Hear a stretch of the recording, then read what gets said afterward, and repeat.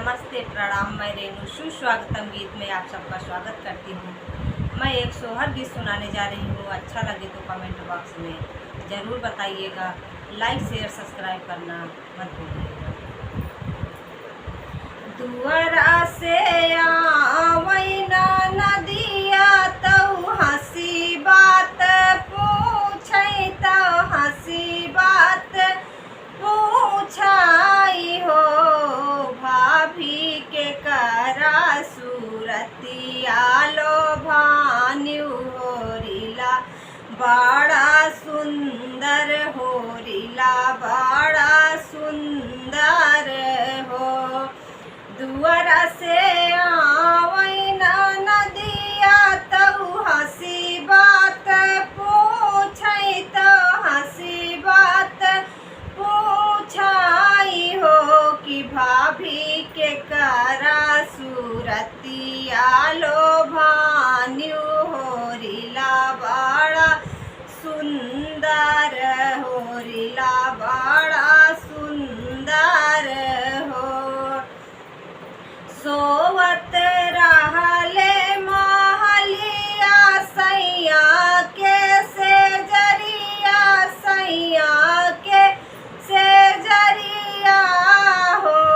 ये ननदो सपना में अइले ननदोइया होरिला बड़ा सुंदर होरिला बड़ा सुंदर हो।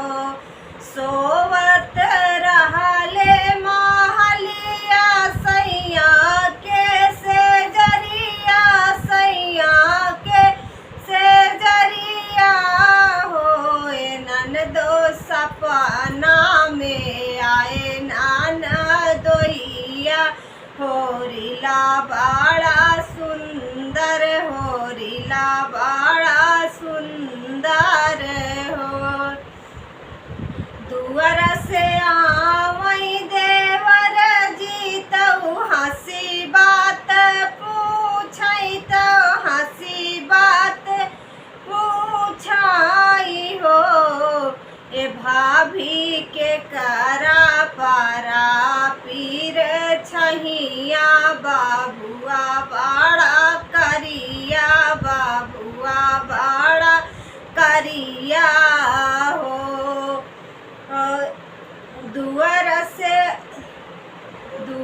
से आवै देवर जी तऊ हंसी बात पूछै तऊ हंसी बात पूछाई हो कि भाभी के करा पारा पीर छहिया होरिला बड़ा करिया होरिला बड़ा करिया हो।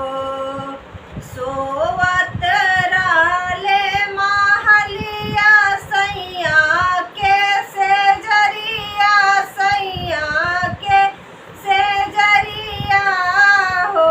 ये देवर सपना में आए तोहरा भैया होरिला बड़ा करिया होरिला बड़ा करिया हो। सोवत रहले अटारी सैया के सेजरिया सैया के सेजरिया हो। ए देवर सपना में आए तोहरा भैया होरिला बड़ा करिया होरिला बड़ा करिया हो। नैहर से आवै बहिनिया तऊ हंसी बात पूछै तऊ हंसी बात पूछाई हो। ए बहिनी के करा पारा पीर छहिया होरिला लागै हीरो होरिला लागै हीरो। दुआर नैहर से आई बहिनिया तऊ हंसी बात